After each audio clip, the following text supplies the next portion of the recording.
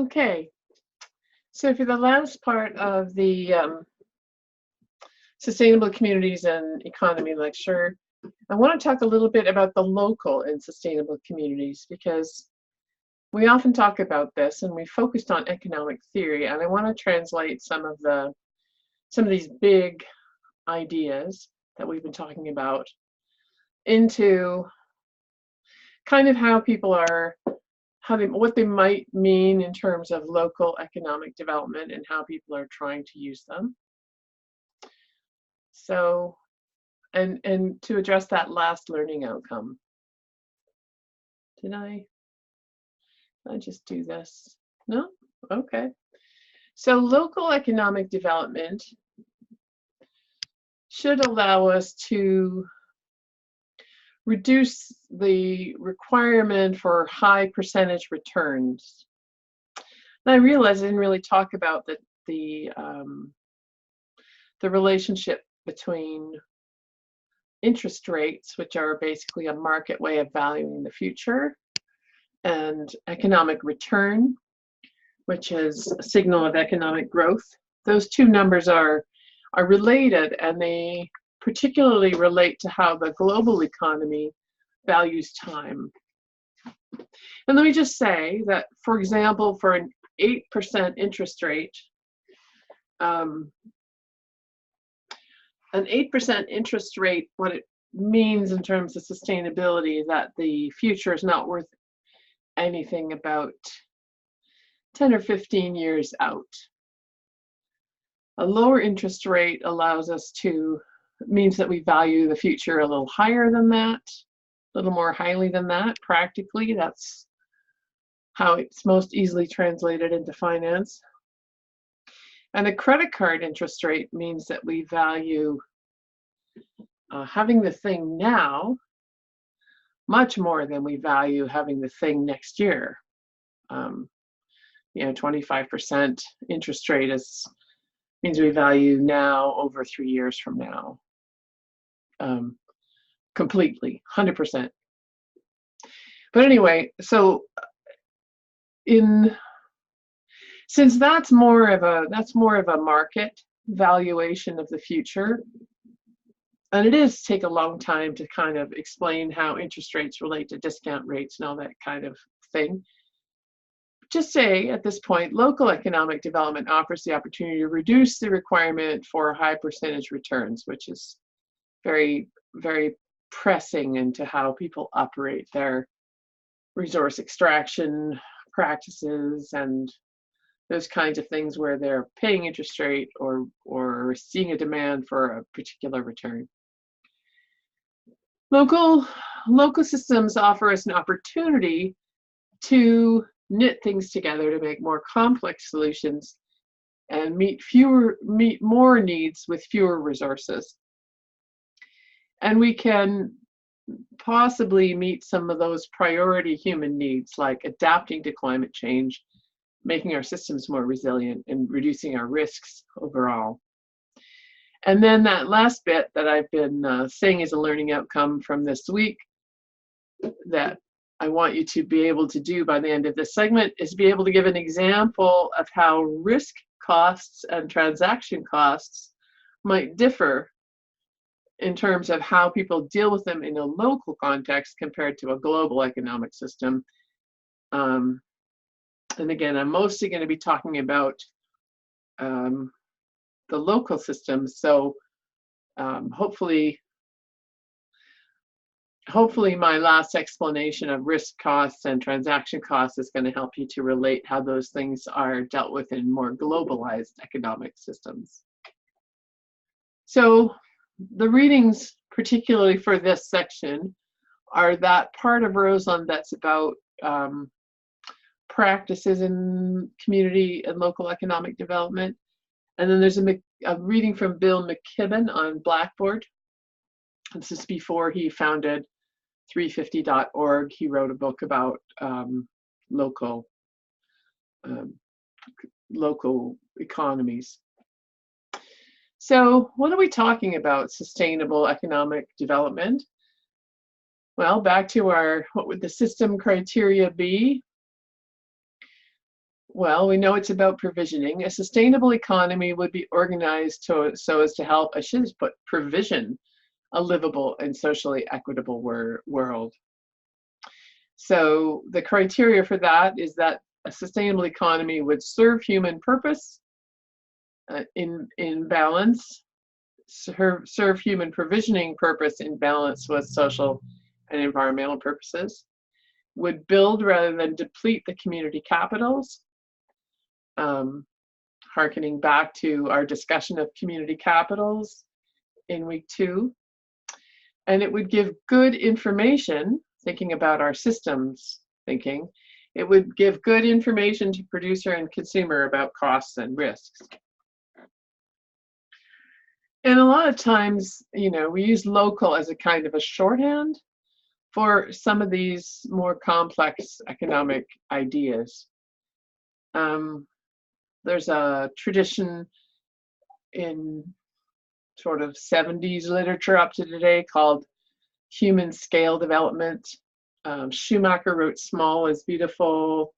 Sale is another writer. Manfred Max Neef wrote a book, I think, called possibly Human Scale Development.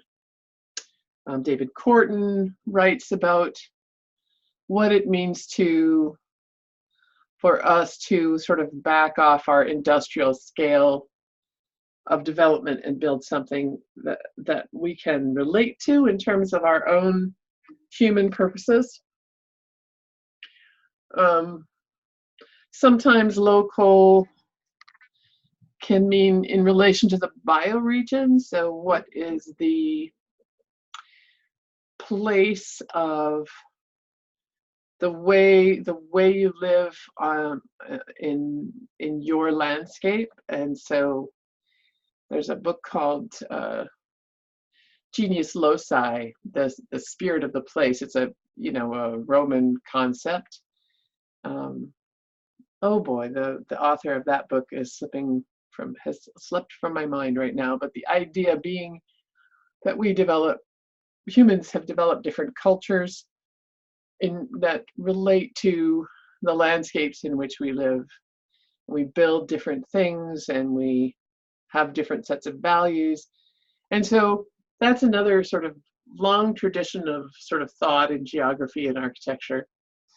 And with an environmental twist, we can say we should live according to our bioregion, the life region in which we live.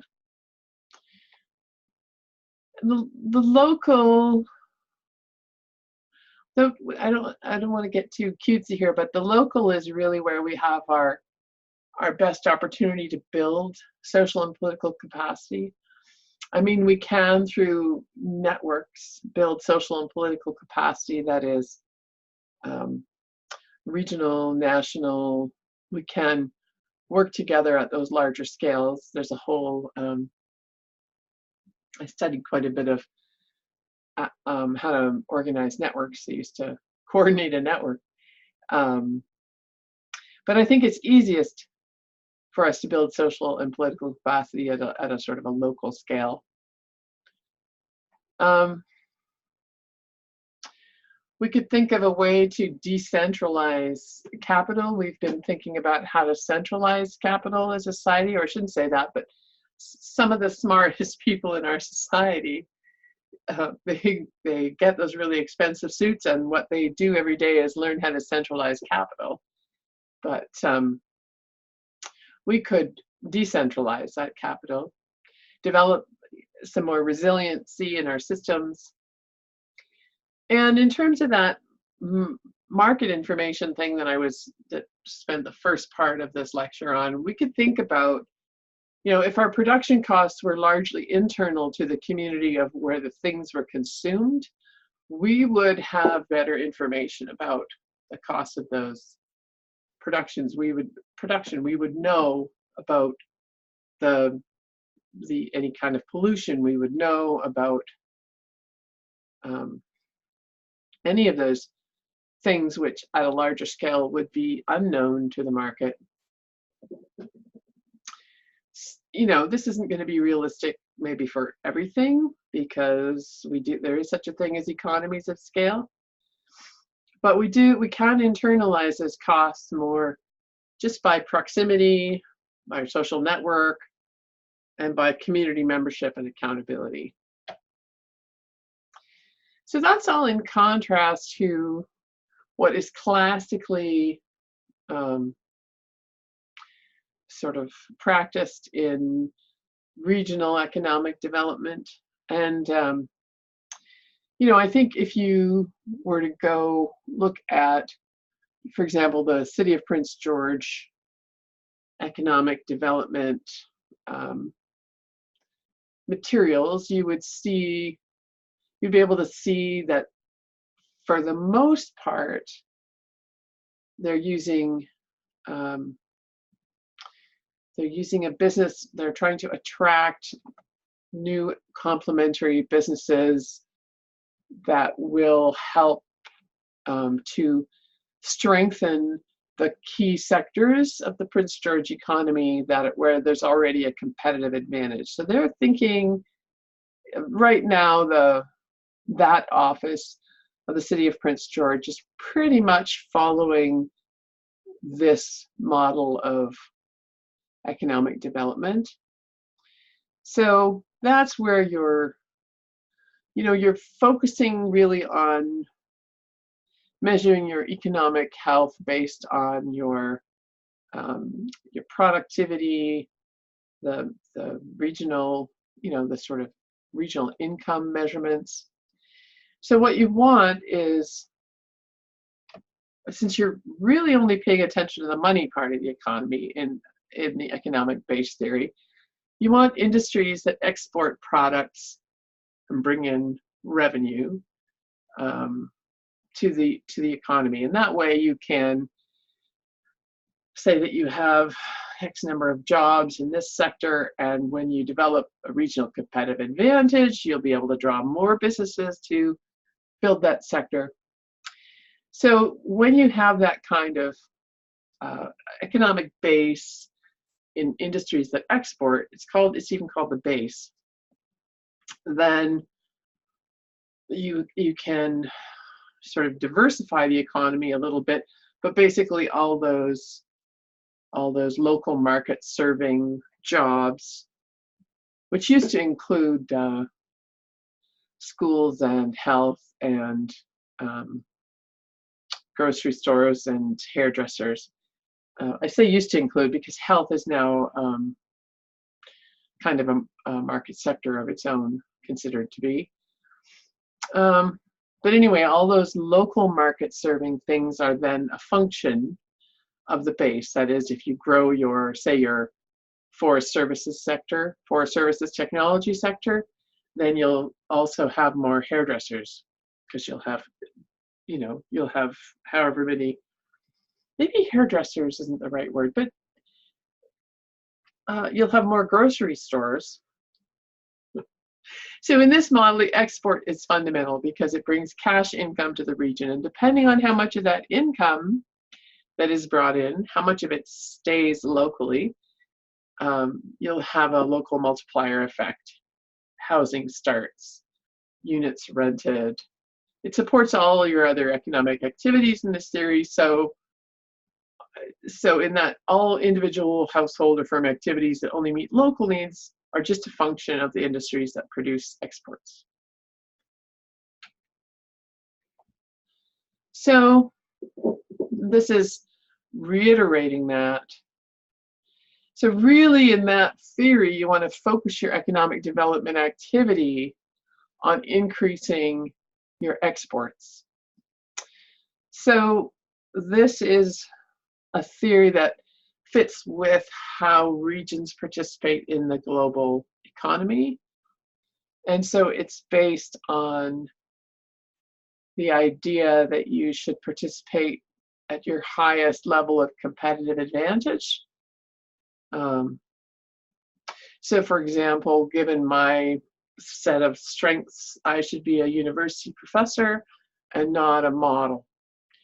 I could be a model, but I might not get as much employment as if I were a professor. So this is, it is based on money as an economic activity measure.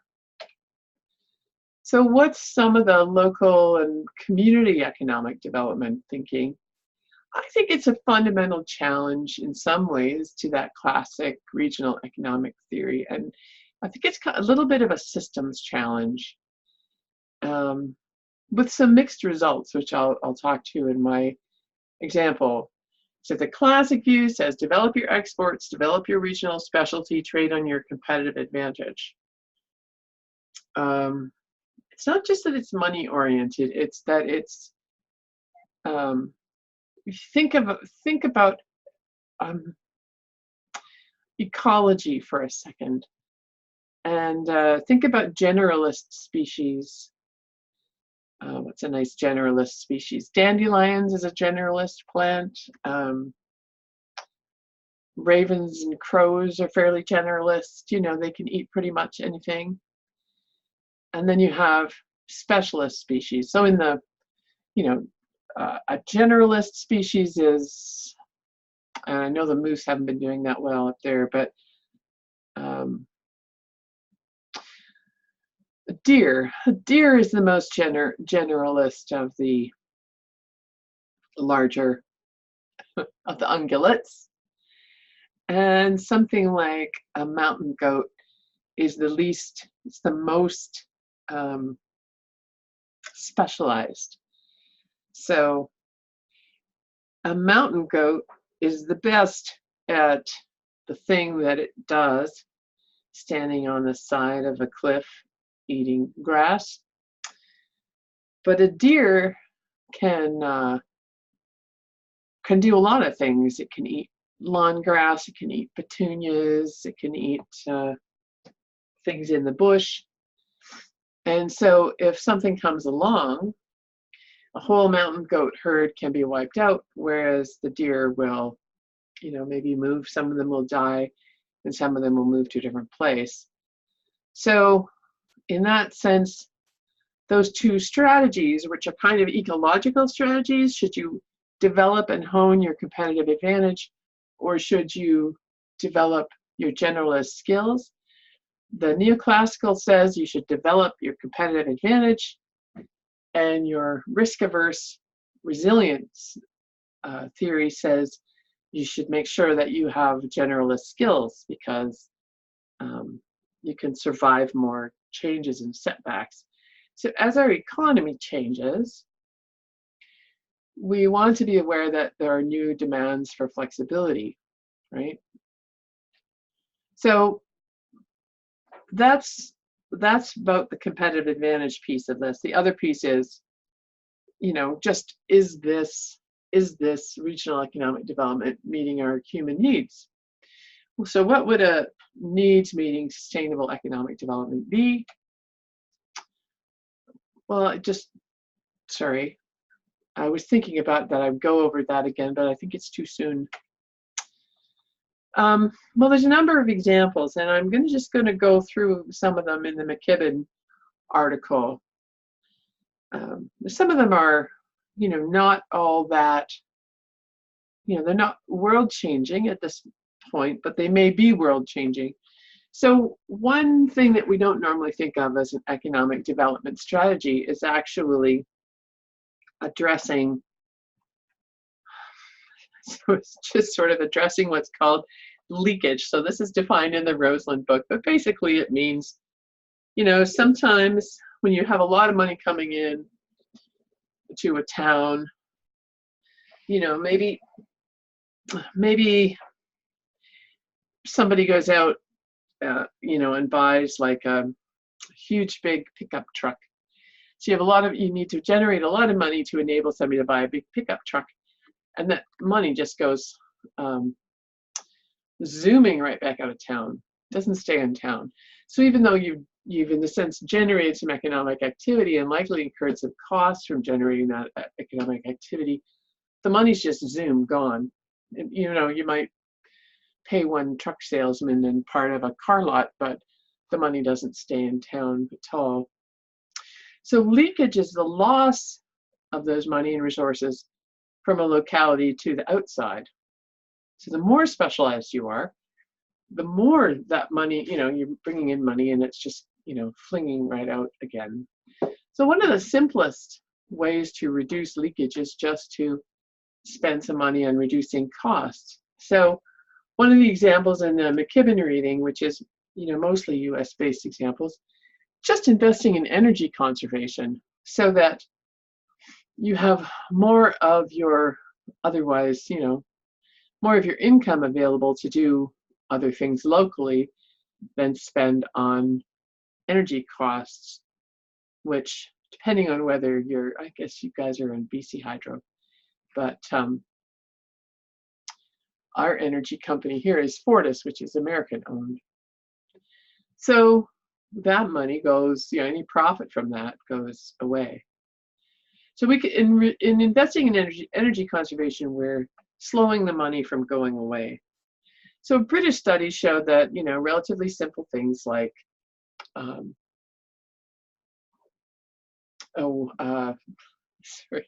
insulation. I was still stuck on the last unit. The word in my head was insurance. No, things like insulation and tightening up your home and replacing the windows and possibly changing your heating technology could reduce domestic energy consumption by 40%.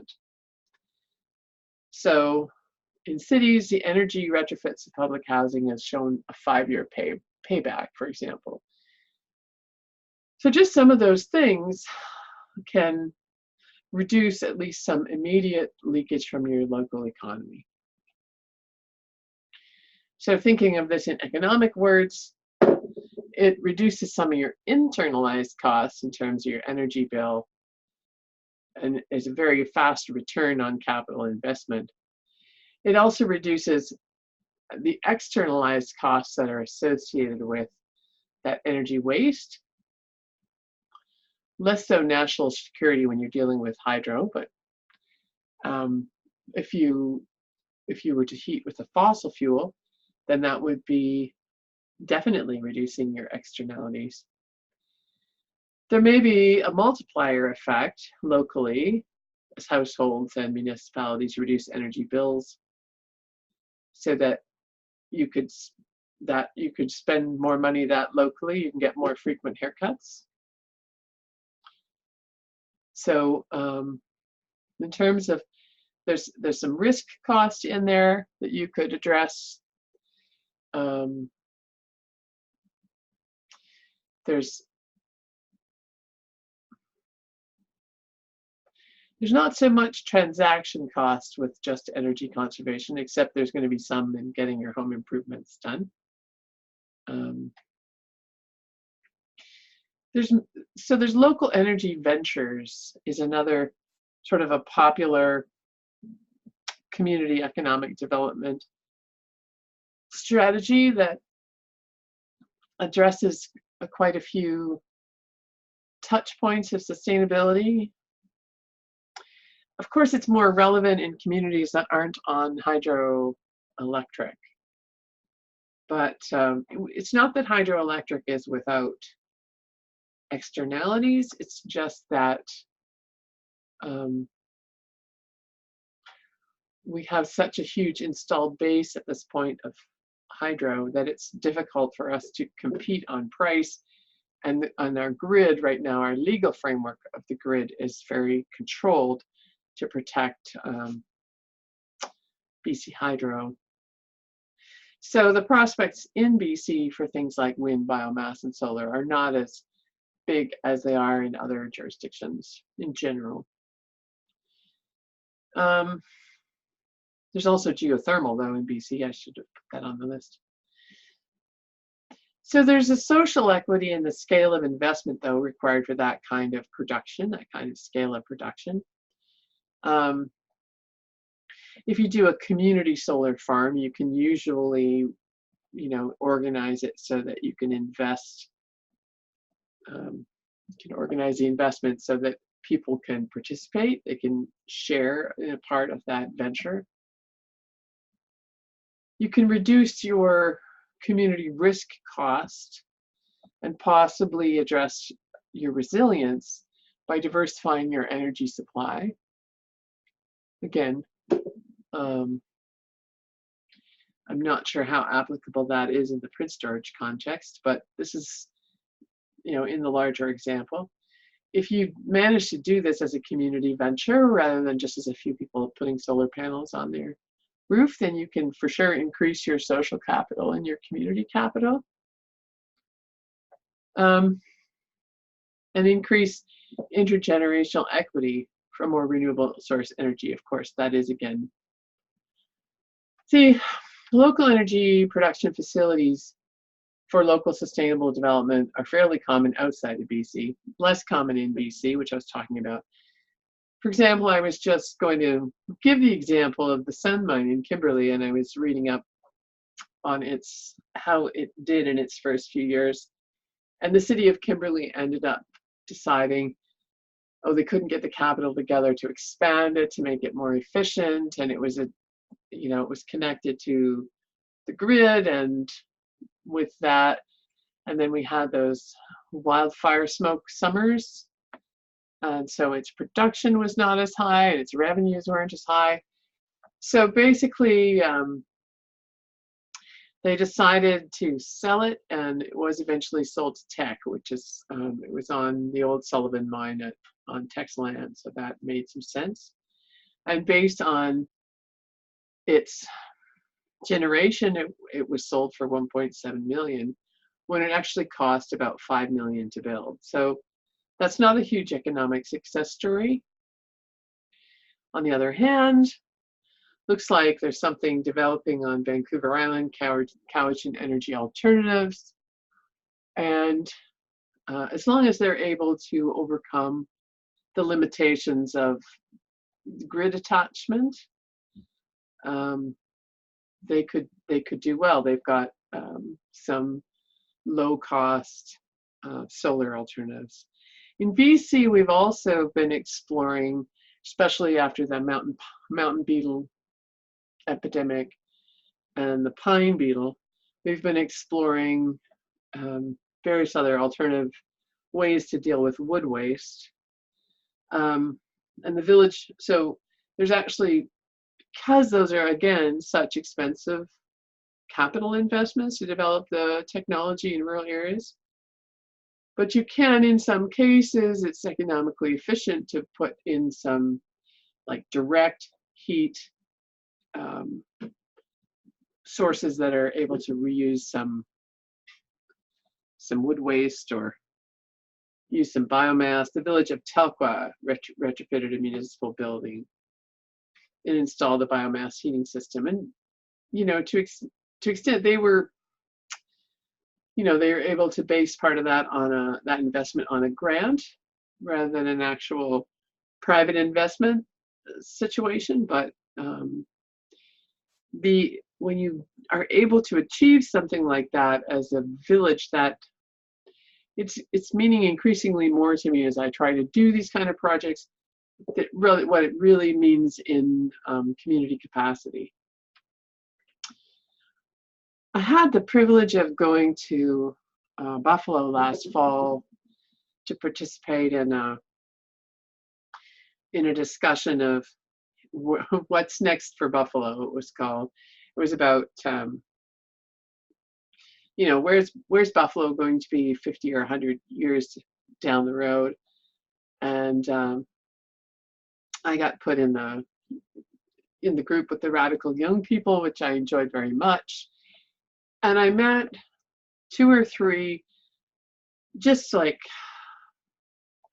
amazing young people who are working on combining, exactly what I'm talking about, combining social justice and environmental technology and improved economic futures right in the center part of Buffalo, which is such a Rust Belt affected town.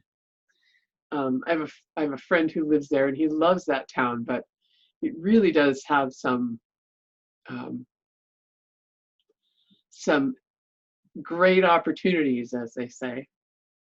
Anyway, the neighborhood, they call it the fruit district because the streets are named after fruit, and it is you know, inner city, Rust Belt,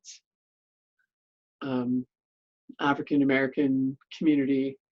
So I'm one of the people I talked to was actually dealing with a very similar grid problem for their local energy production initiatives. It was very funny, but the People United for Sustainable Housing it was like a housing group that grew into a whole sustainable community group. So it's the things that they're focused on. If you have a chance to you know, look up Push Buffalo, it's really neat, all the range of projects that they're working on. Reduce energy usage, address climate change, and create local jobs and produce affordable housing. What more could you want to be working on? One of the other interesting things from my point of view as a planner, you know, looking at how our subdivision development, that community process piece, how our assumptions about private property and how we should organize our ownership or our tenures over the next 100 years, I find really fascinating, because we have a set of desires which are, you know, recent in human history, but so fundamental, so tied in with fossil fuels. So it's interesting to watch to see how we're going to be able to transition into the next thing. Now, co-housing is an idea. At least I first started playing with it in architecture school. And what co-housing meant at that point is, say you have seniors co-housing, where you have different apartments for different seniors, and they might have like a tea kettle and a hot pot, and then there's a shared kitchen and certain common facilities. So co-housing in general, co-housing is going to be some kind of way of common facilities for the things that we have been all having our own of, like maybe an entertainment center could be part of a common area, or a kitchen, a really fancy kitchen with all the doodads could be part of a common area. And then so that you have some choice between whether you want to be isolated or whether you want to share all this great stuff, so that you can, you know, share investment in these things as well as build community, share support. So co-housing was first established in Sweden. It's now all over the US. There's quite a few examples in Canada. And there's different approaches within these different examples, may or may not be focused on what we think of as the natural capital, you know, the sort of environmental side. But there's an example, again, in upstate New York, Ithaca. Eco-village residents do use 40% less carbon than other Americans, even though it's a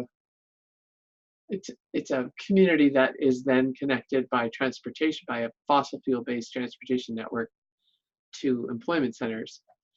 So depending on the plan, it's possible that home ownership has lower capital costs, lower environmental costs. There's going to be lower infrastructure costs, which, as I get more into site development, I'm very conscious of that these days.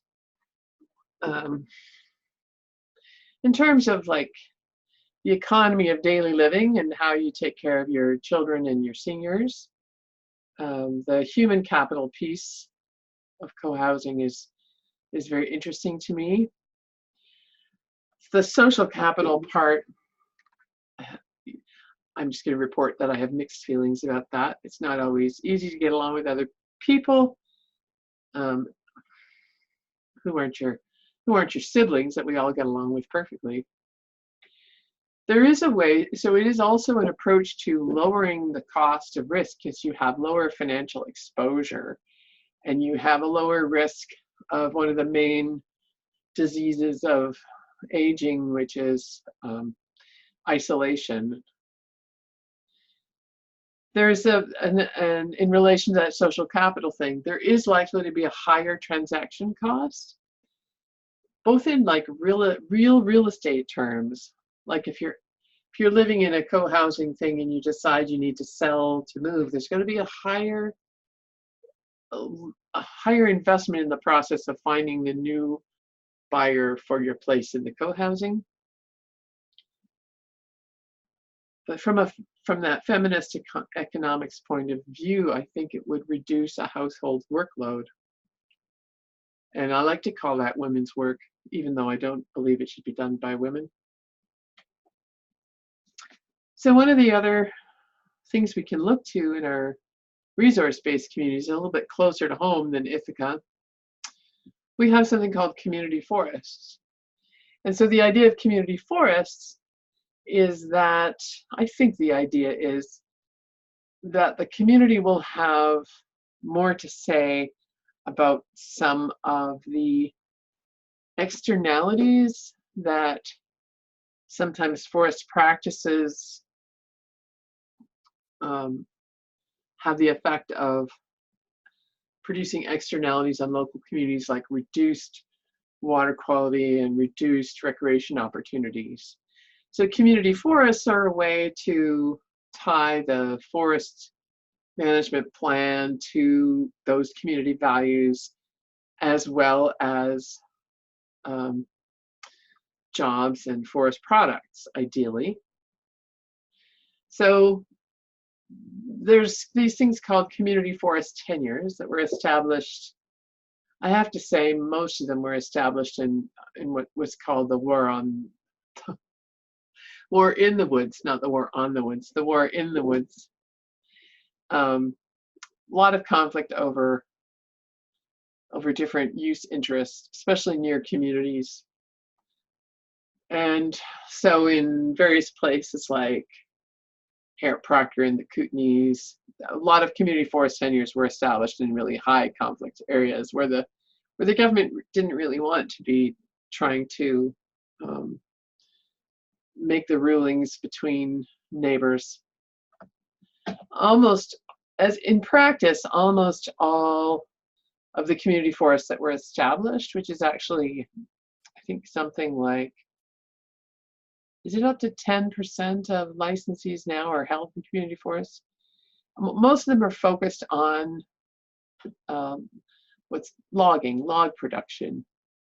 So most community forests are acting in the same log price markets as other licensees.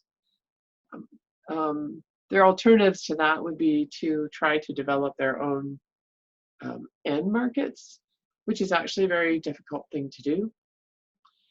And some of them have undertaken more what I'd call community value added, so Burns Lake Community Forest, where they work to cooperate with and create other community values in the forest, like community recreation value. There's another nice example. I'm trying to remember the First Nation name. It's on. I can look it up on the, or so can you, on the BC Community Forest Association website, where a community forest owned by a First Nation has started developing some traditional forest culture uses along with the log production. In other areas of the world, community forests are sometimes privately owned, and you have that same, possibly a cooperative, possibly a corporate structure where community members can buy shares, and you get that local investment in return for protecting the environment from many of those local impacts. It's the same principle. So you have this local thing. The intent of it is to reduce your risk costs from things like polluted water, reduce biodiversity, because the community sees the risk of those things in a much different way than much more footloose and globally located forest licensee will see them. And the costs, for example, this is getting into forests a little bit, but right now, a forest operation is allowed to impact the water quality as long as the water could still be treated to potable standards, which actually places the cost of the pollution from, you cut the trees, you get more soil in the water. That's oversimplified. And so the treatment cost is to take that turbidity out of the water, which is actually one of the highest cost things for small rural communities to treat is spring turbidity. But that's an externality, and it's a risk because it's not like an easily determined formula about what exactly the impact is going to be. So the licensee can go, well, that's not really, we don't really see that as a risk. And the professional will say, well, we don't really see that as a risk, whereas the communities are definitely seeing that as a risk. So those, in those examples of local sustainable economic development are ways where people are seeking to help. If you think about the purpose, help to provision, help to meet human needs, tend to emphasize those local multiplier effects, jobs, income, production, investment, tend to connect community members with each other, thus lowering future transaction costs, enabling more kinds of cooperative activity, and reducing some of those real risks, things like water quality and costs of water treatment, and allowing secure investment with reasonable return. So it's quite a different sort of an overall economic strategy. And that, I'm going to finish explaining. Sorry, I'll quit sharing my screen here. Okay, so the learning outcomes from the first lecture, along with the fourth one, to give an example, that's going to be the discussion assignment for this week, so that we'll be able to take what you learned from the first section and what you learned from this lecture, and you're welcome again to work on this in pairs, and you're welcome to use the class time remaining and post those responses in the discussion area. And again, if you worked on it in pairs, both post, but put both your names on that. It just allows you to make sure that you're giving credit to your partner, but it actually also helps me when I go into Blackboard that I don't have to go back and forth to search for who did what. I can just read it on the sheet. Okay, so I'll put that again on the discussion area in Blackboard, and I'll see you next week. Oh, just a point of interest, I will be available on Blackboard during class time. I'll have it's called the Blackboard. It's available in the tool area. It says something, Blackboard Collaborate Ultra. So I'm there. I'm available to talk to or chat with if you have any further questions. During class, I'm there. Thanks. Bye.